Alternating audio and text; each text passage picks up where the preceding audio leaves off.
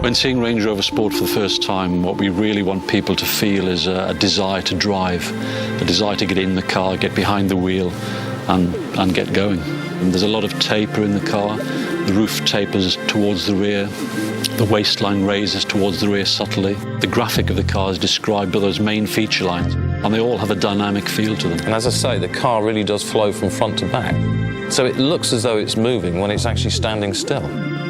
The design philosophy behind Range Rover Sport, I think, is really summed up by the name of the car, actually, because the sport element is all about much more emotion, much more voluptuous surfaces, a more exaggerated stance.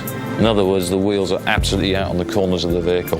This vehicle really communicates what it's about, which is ultimate on-road sports touring. We worked a lot on the aerodynamics of the vehicle with our own team here at Land Rover to hone the vehicle to achieve the best possible aerodynamic result. The front lower spoiler, the lower sill mouldings, and around the rear end of the car, the tailgate spoiler and detail on the rear lamps and pillars all help to achieve that low aerodynamic figure. It really is about optimising every piece of packaging, every surface, making sure that there is no excess material in the car. We designed it down to the millimetre and then did it again. This car is not skin deep.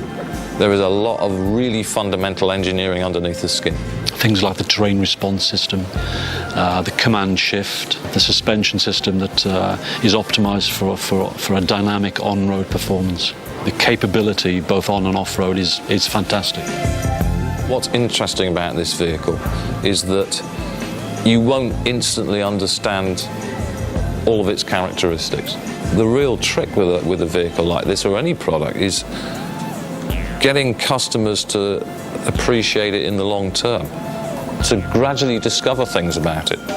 It's a project that's really engendered a great deal of enthusiasm of wanting to go out there and take the fight to the competitors. We know Land Rover can do it.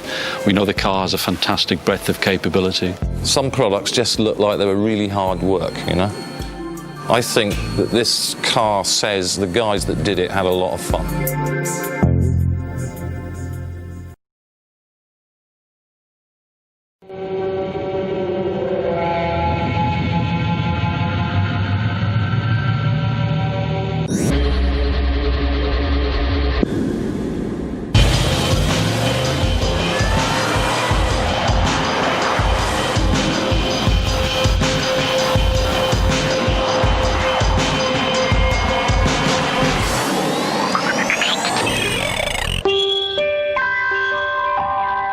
Well, the supercharged engine brings together the best of both worlds. It brings together what's good in a sports vehicle, but also captures what's necessary and what's needed for a good off-road vehicle. We've got power and high acceleration on road. High torque for going up steep hills or towing, whatever you want to do with a four-wheel drive vehicle.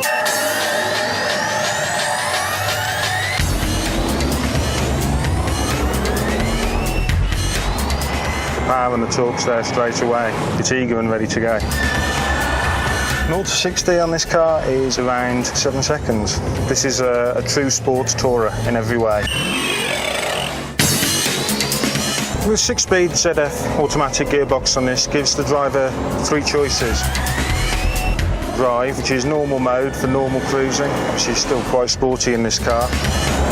Sports mode, as we're doing at the moment. And then, of course, there's command shift, which is on a full sequential manual gearbox. And you can move up and down the gears just as you would in a manual car.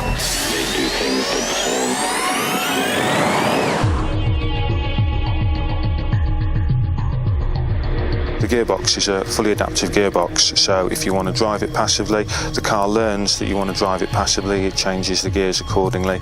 If you want to drive it like an out-and-out sports car, then it will do that. Gear changes will be faster, it'll hold the gears lower.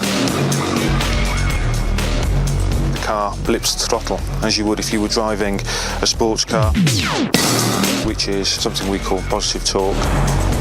The car will detect if you're driving quickly and you're braking hard, probably going into a bend, it's probably going to want to come out quicker. So you'll actually feel it and hear it change down gear before you actually get to the bend, so that as soon as you put your foot on the throttle again, you're off straight away, you're in the right gear, you haven't got any delay at all.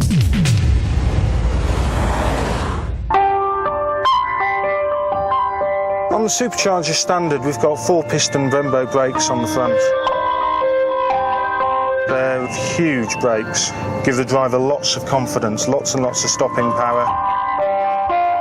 Get rid of the heat so you can stop time after time, no problems at all. Put some power on and you can see what they can do.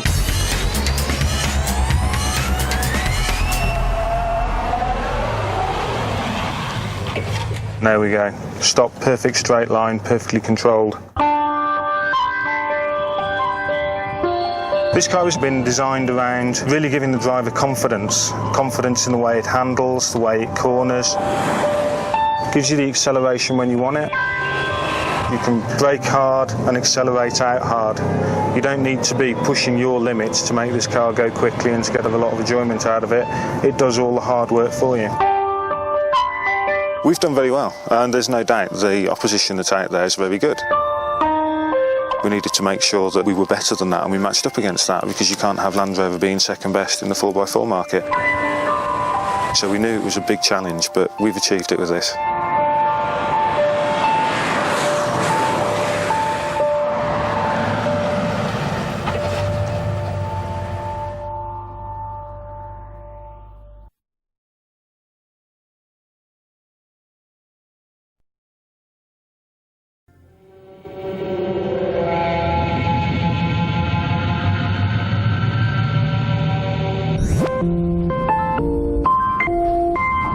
When you first sit in the car, you know it's sporty. We've taken a lot of time and effort to get the seat just right, to make sure you sit in it rather than on it. There's a lot of side support and the bolsters to really embrace you in the vehicle while you're driving. It's also a cosseted feel, so as well as being comfortable, you're very much in a cocoon or in a cockpit.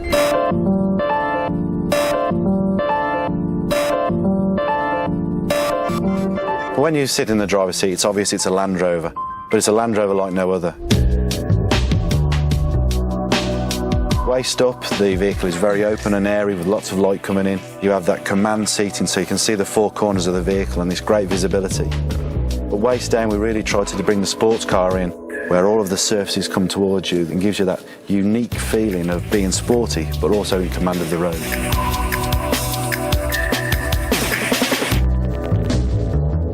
It's a new thing for the Land Rover to move the gear change offset, but it's something that this vehicle we felt really needed to give you that on-road presence and really focus on the driving performance. And we did a lot of ergonomic research to position this to get it absolutely just right.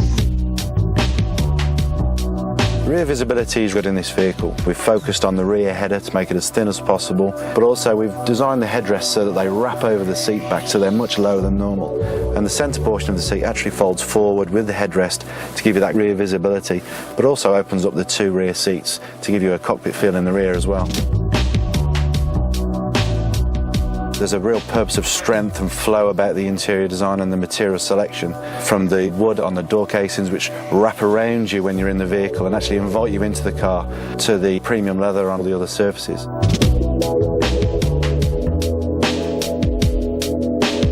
It all works together. It's a very strong, flowing design that gives you a youthful, contemporary feel, but obviously extremely sporty as well.